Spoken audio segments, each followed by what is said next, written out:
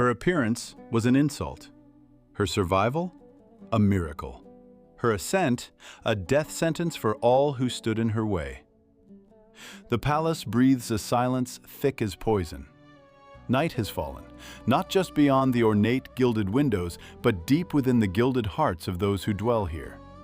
The very air, heavy with the intoxicating scent of aged silk and forgotten prayers, presses down like a velvet shroud woven from centuries of secrets. It waits. And then it came. A sound so impossibly faint, a mere rustle against the polished marble, yet it tore through their ancient world. A whisper. Was it carried on a stray, treacherous breeze, or did it bleed from the very stones? No one should have heard this. But the walls, my dears, they remember. Every transgression, every ambition, every drop of royal blood. This was no ordinary gossip, no trifling court intrigue. This was the rustle of a viper coiled in the cradle of power.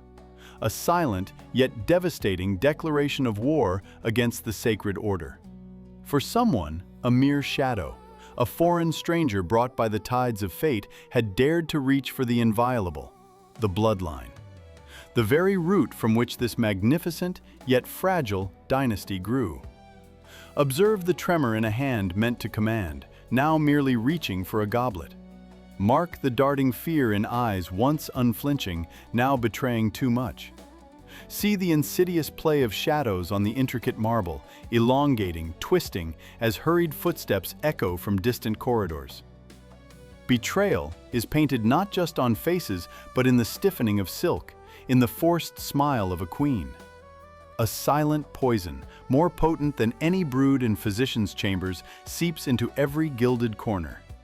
What does one do when the unthinkable becomes reality? When a slave, once bought and sold, now stands on the precipice of shattering traditions, of claiming a birthright that was never hers.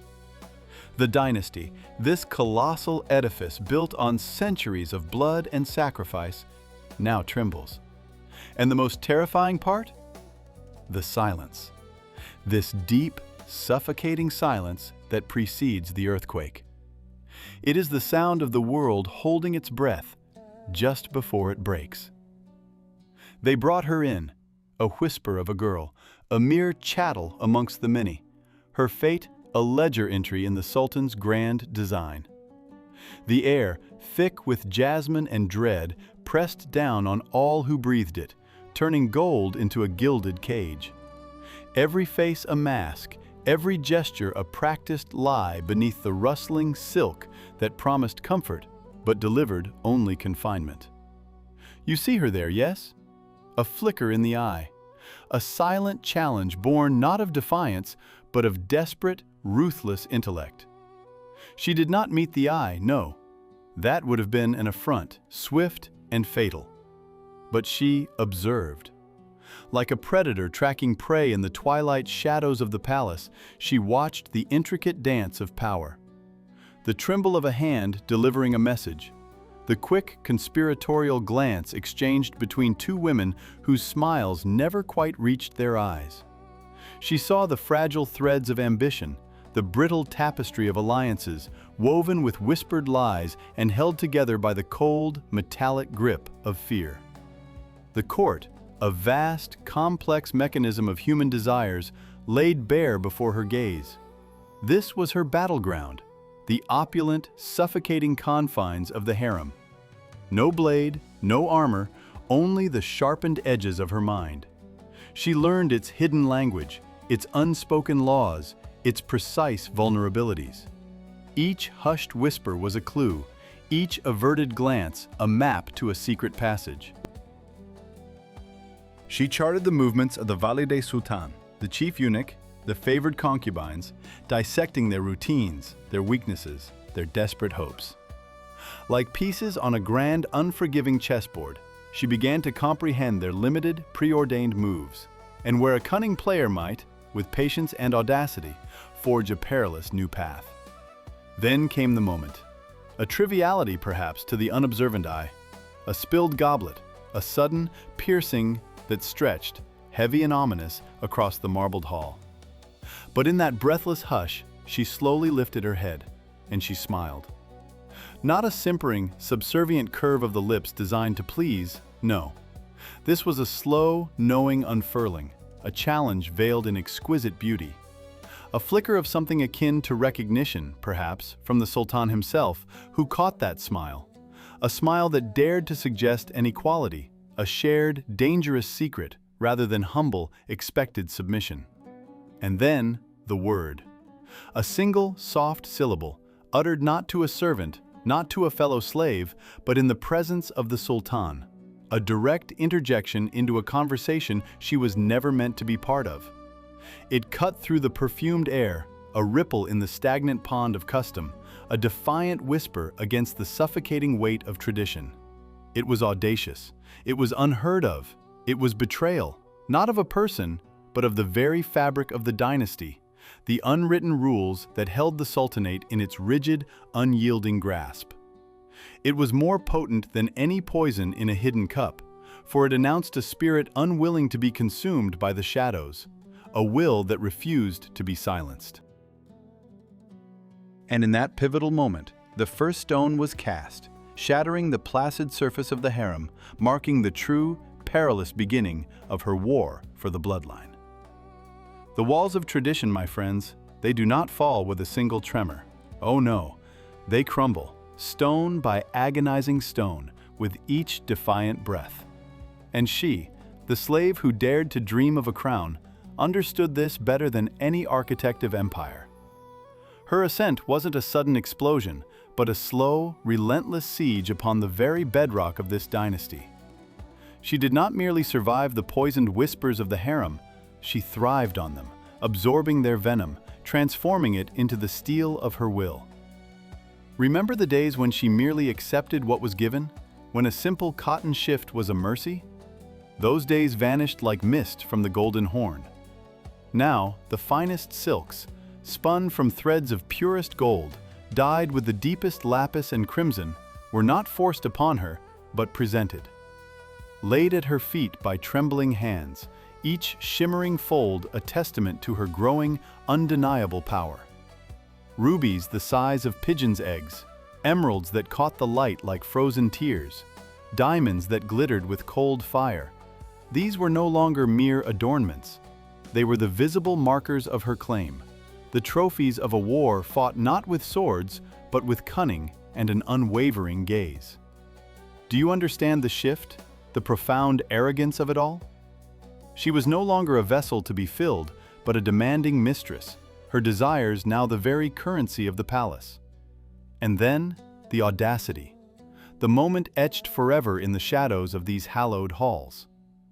The Valide Sultan, matriarch of matriarchs, whose word was law, whose presence was an unshakable mountain, sat upon her throne. Centuries of custom, generations of unbreakable bloodline flowed through her veins, and into that sacred, stifling air she stepped, not with humility, but with an almost insolent grace. She wore a gown of imperial purple, a color reserved for royalty, and as she passed the valide, her hand, adorned with rings of staggering worth, moved with a deliberate slowness. A silk scarf, embroidered with the Sultan's own crest, slipped from her grasp. It fell not with a whisper, but with a palpable silence that echoed louder than any shout. A casual, almost accidental drop. But in the venomous dance of this court, it was a gauntlet thrown, a slap across the face of ancient protocol. A brazen act of betrayal against the very order the valide embodied. The air solidified. The valide's eyes, ancient and sharp, narrowed, but no word escaped her lips. For what could be said? The challenge was not in the fall of the silk, but in the unwavering confidence of the woman who did not even glance back to retrieve it. She had passed a threshold. No longer just a concubine, a favorite. She craved a title, a name that would shatter centuries of tradition, that would elevate her beyond the reach of envy, beyond the reach of the poison that flowed through the veins of lesser rivals. She demanded a name that would bind her forever to the Sultan, to the future of the dynasty. and she received it. The whispers turned to hushed pronouncements. Haseki. A title dormant, now resurrected, a declaration of a new age. The shadows of the palace, once places of lurking danger for her, now became her allies, her informants. Her name, once whispered in contempt, now became a cold verdict for any foolish enough to stand in her way. And this, my friends, was merely the beginning of the undoing. The air in these chambers, do you feel it? It hangs heavy, thick with unspoken ambitions and the lingering scent of jasmine and betrayal. From this vantage, behind the silent stone of the Sultan's own pillar, one learns the truest lessons of power. It is here, where the light struggles to pierce the rich tapestries, that the real game unfolds. No longer the simple struggle for survival, no. This was the ascent, the ruthless climb towards absolute dominion over hearts and minds. A deadly chess match where every pawn was a life, and every move etched into the annals of a burgeoning dynasty. She had navigated the serpentine paths of the harem with a cunning born of desperation. But now, the stakes were impossibly higher. The whispers that once sought to undo her had become her own weapon, sharpened words aimed with surgical precision. A smile as luminous as the morning sun could conceal a storm of intent. A seemingly innocent cup of sherbet, offered with warmth, held not just sweetness, but the silent promise of an irreversible end for a rival. Do you truly believe poison always resides in the glass? Sometimes it is the venom of gossip, slowly, meticulously corroding a reputation until nothing but ash remains, and loyalty itself begins to fray. Observe her now, how she moves. Every gesture, every glance, a calculated step in this intricate dance. Alliances, once forged in the heat of shared peril, were now mere instruments to be wielded, then discarded like worn parchment, their broken promises adding to the quiet hum of the palace. A blood oath, sworn under a crescent moon, could be shattered by a single, casual remark. A seed of doubt planted deep in the Sultan's ear, festering until it bore fruit in disfavor and exile. Her choices were stark, and her sacrifices profound. To secure the future of her children, to ensure their bloodline would flow unchallenged and secure, she walked a path paved with moral ambiguity. There were no villains here, no heroes cast in gleaming armor, only players, survivors forced to bend and distort the very rules of the game, twisting them to ensure their own breath, their children's breath, would continue, even if it meant extinguishing another's. The heavy silk of her gowns whispers secrets against the marble, echoing the untold stories of those she outmaneuvered. Remember the Sultan's seal, once inviolable, a symbol of divine decree? It became a brittle thing in her hands. A single, broken seal on an edict, a decree concerning a distant province, could shift the balance of power, sever vital connections, and rewrite the fate of thousands with a stroke of her will. And who would question the Queen's subtle influence? The shadows in the Sultan's private council chambers heard no objections, only the heavy silence that followed a decision made, leaving no room for dissent. The throne beckoned, a gilded cage perhaps, but one she was determined to claim, not just for herself, but for the legacy she was forging. She understood that power was not given, it was seized, piece by agonizing piece, wrested from unwilling hands and hesitant hearts. And the price? Ah, the price for such absolute power, for the right to shape an empire, to secure a dynasty. It was always paid not just in blood, but in the slow, agonizing surrender of one's own soul. A queen's crown, for all its dazzling jewels, could weigh heavily, pressing down on a spirit that had known both servitude and ruthless ambition. And in that weight, one finds the true, harrowing measure of her reign. The tumult, you see, always recedes. The thunder of hoofs, the clash of steel, the roar of the crowd, all fade to memory. But what remains, my dear ladies, in the stillness that follows? That is where the true cost is counted. Her name, once a whisper, now echoes through every hall of this palace. A slave, they called her. A queen she became. An ascent unprecedented, etched into the very stones beneath our feet. But at what price, I ask you, was this unparalleled climb purchased? She did not merely break traditions, she shattered them, piece by agonizing piece. The old ways, the sacred lines of succession, the very fabric of the harem's power structure, all torn asunder by a will as sharp as Damascus steel. A new dynasty emerged, yes, one forged in her image, demanding absolute fealty, absolute obedience. But with what sacrifices? Was she loved? Perhaps by those whose fortunes she elevated. Feared? Assuredly, by all who dared to stand in her blinding light. For she taught this court a brutal truth. The greatest power often springs not from the bloodline, but from an unyielding spirit. You feel it, don't you?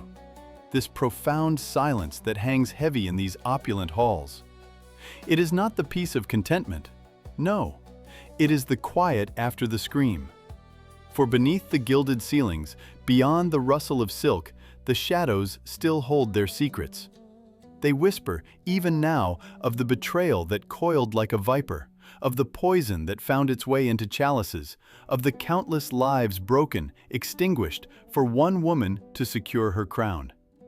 This was no simple victory, no mere changing of hands. This was a rebirth of a dynasty, yes, but one drenched in the crimson hue of sacrifice.